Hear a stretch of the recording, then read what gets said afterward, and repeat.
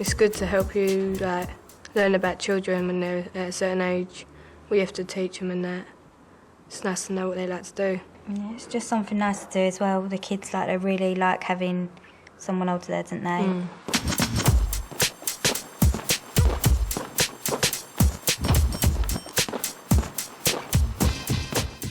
Lucy was a young person who felt that she had been unfairly treated in mainstream school, that she had wanted to show a rebellious side, a different side of her character, but could not grow within the framework that she found herself. Her self-esteem was low when she first came here because she felt that she'd failed in a system that was set up for all young people to go through the school system.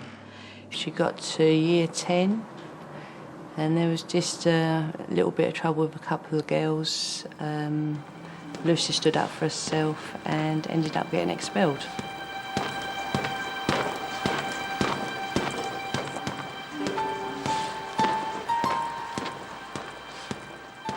I mean, all her reports and that are like star pupils, you know, really high achievements. So it came a bit of a shock when I was called in that day to say that she'd been expelled. I said that she was never going to a referral centre because you hear terrible stories about a referral unit. Even the day that we came for the interview, I sat in Mrs. Spittle's room and cried.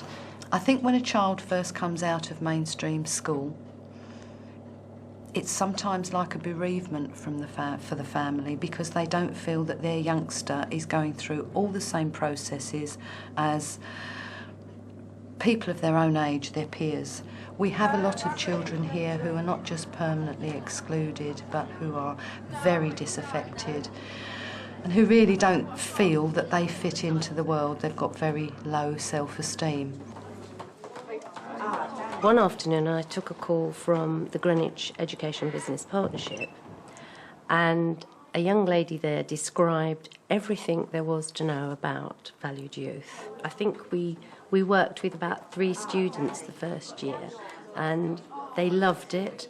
They changed completely. We watched them mature into very responsible adults. We're seeing young people really re-engaging with their own learning. So by going into primary school, being alongside primary children and watching them learn, they're being able to see the value of education, being able to see what it's all about and what it can give to them. And then they can make a choice about, actually, is this something that I want to change? Is this something I want to re-engage with? I might have said no to education for the last 2 or 3 years, but actually I do really want to turn that round.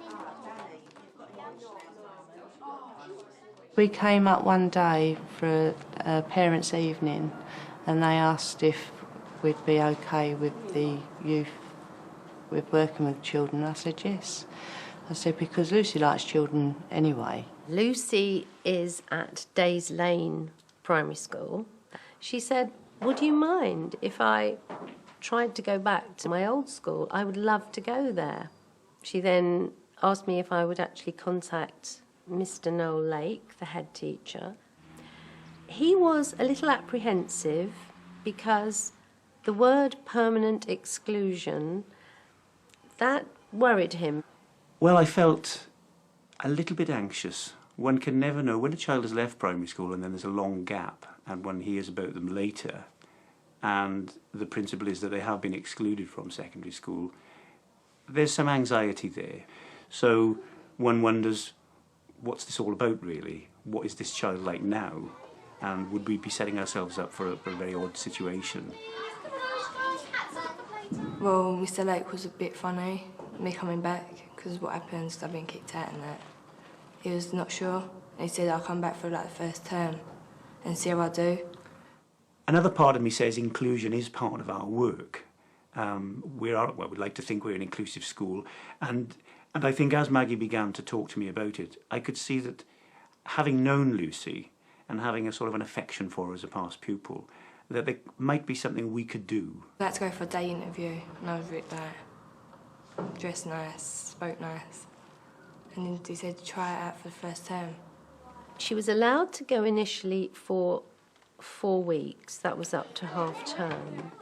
And To my delight, Mr. Lake phoned me the following Friday and said, Lucy's utterly charming, she's very capable, very sensible, we'd be quite happy to have her up until Christmas. When we got to Christmas, Mr. Lake said, fine, we'll have her for the rest of the year, we love having her. But her face, when I said Mr. Lake was really thrilled with her work and pleased and they would like to have her back, that in itself was a tremendous boost, personally, for Lucy. Her confidence has soared.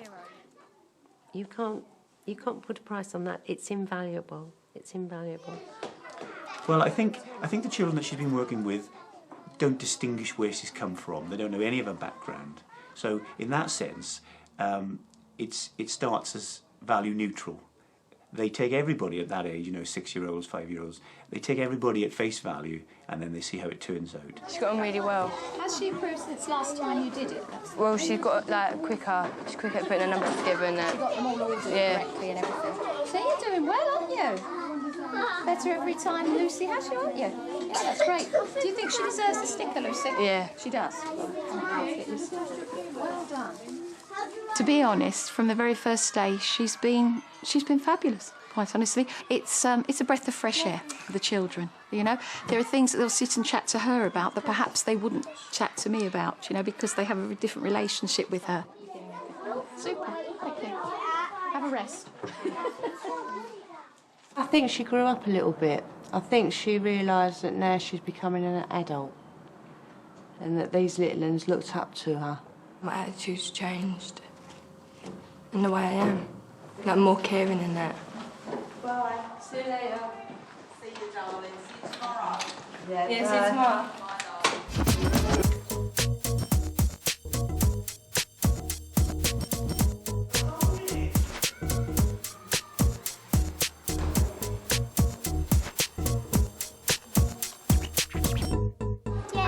So what's this going to be about then? About rubbish? You don't throw rubbish, do you? Rachel began to experience bullying, and that would, I guess, in year 9, which I think she dealt with and coped with quite well for a long period of time with the support of her friends. But I think part of the problem with it was that there were a lot of people involved. It was almost like a group thing rather than 2 or 3 individuals. So we ended up looking for an alternative school. But again, that didn't work out. She hadn't thought there were any connections, but with texting, and as you know, it's very easy to get to kids. There were some incidents, and she ended up out of school again. So we were left with her very anxious about school, about any school really. And that's when we were kind of obviously having to look here, there and everywhere for a resource to support Rachel's learning. It needed to be proved to Rachel that she had the potential, that other people could see her as a successful young adult. But of course we had to get a primary school on board who would be willing to work with us. And to some people, if you mention a pupil referral unit, they would not always be willing to bring into their school some children who might be deemed to have made mistakes in life. Catherine Cox from Slade Green Primary School was very generous, was very open with us, and agreed that we would run it as a pilot scheme. My feeling is you don't know the reason they're in the Prue, and everybody deserves a second chance. And I think also that has people tend to think the Prue children are always in trouble or whatever, and I think they need that opportunity to prove themselves. It can be quite difficult because if they're just throwing a tantrum or whatever, most of the time you've got to ignore them, because if you pay attention to what they're doing, you're giving them your attention, so they're responding. But if you've got to leave them if they're like that, if they're being really difficult, if they're hurting another child or something, you've got to sort it out straight away. They've got to have applied for it through the procedures at the Prue, then they come for the interview, then they're expected to be here and are treated as a member of staff.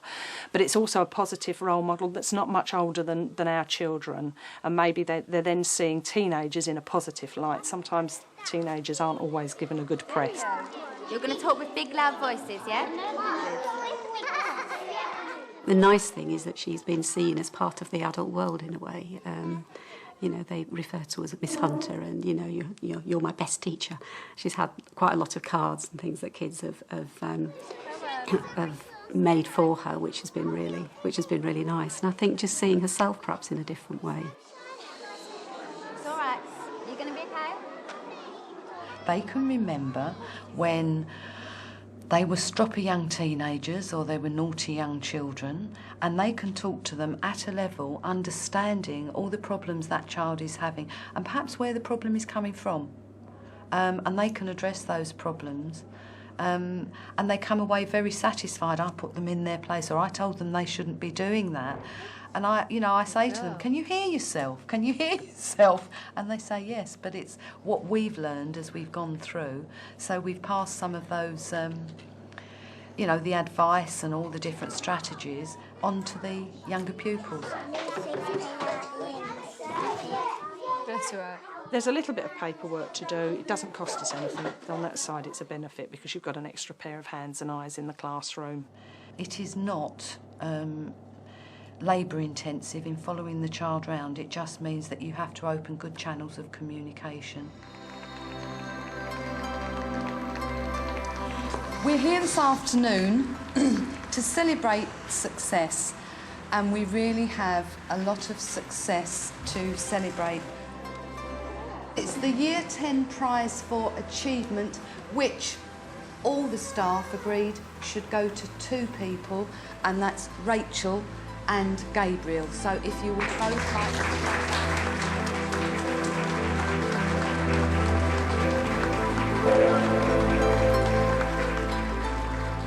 No one should have any fear about joining in with this scheme. It's wonderful.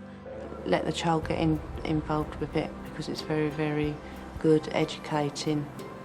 It's excellent. It's a really good way, I think, of kids getting a different experience and different sense of themselves.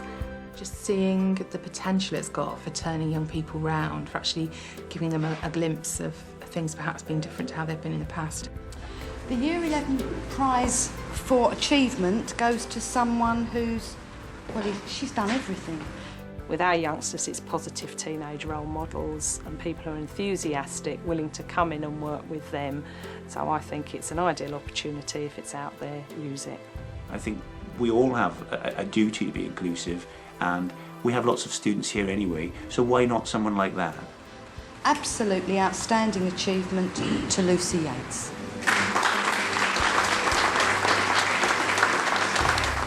If you could see some of the children that I've sent out into primary schools when they're first gone and how they come back with their head held high, the praise that the school will get back from the parents, the thanks that they get back from the student that they've sent out, the thanks that they get from the primary school, does make us feel very warm about some of the work that we're doing with the young people.